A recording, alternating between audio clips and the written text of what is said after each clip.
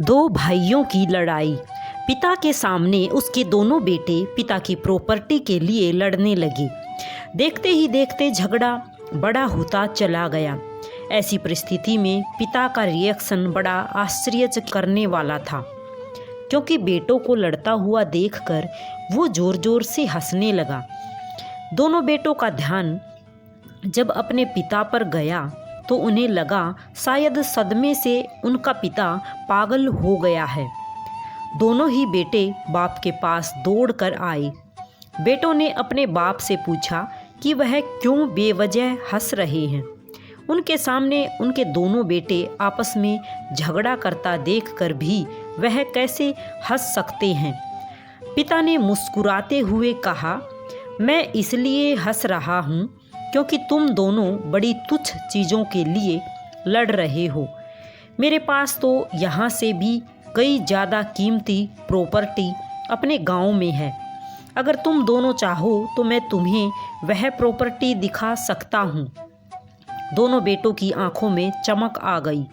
उन्होंने कहा वो ज़रूर देखना चाहेंगे। अगले दिन बाप और दोनों बेटे कुछ सामान पैक करके गांव की बस में बैठकर अपने गांव के लिए निकल गए। गांव में पिता अपने दोनों बेटों को एक आलीशान हवेली की तरफ लेकर जाने लगा।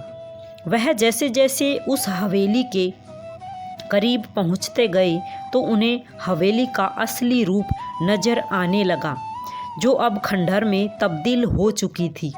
हवेली के पास पहुंचकर बाप हवेली के बाहर बैठकर फूट फूट कर रोने लगा। अब बाप को इस तरह रोता देखकर बेटों ने उसे चुप कराने की कोशिश की और पूछा कि वह क्यों रो रहे हैं।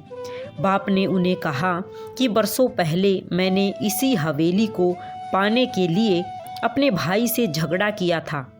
भाई का दिल बड़ा था, उसने मुझे यह हवेली दे दी, लेकिन फिर वह मुझसे कभी नहीं मिला। अब वह विदेश में जाकर रहता है और आज तक उसने मुझसे कभी बात ही नहीं की। देखो, जिस हवेली के लिए मैंने भाई के अनमोल रिश्ते को खो दिया, वह हवेली आज किस हालत में है। तुम दोनों भी वही गलती करने जा रहे हो जो मैंने बरसों पहले की थी। तुम दोनों भी उन्हीं तुच्छ सी चीज़ों के लिए लड़ने लगे हो, जिनकी आगे जाकर रिश्तों के मुकाबले कीमत शून्य होगी।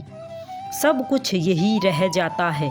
आपस में प्रेम से रहना ही सबसे बड़ी खुशी है। राधे राधे सभी को।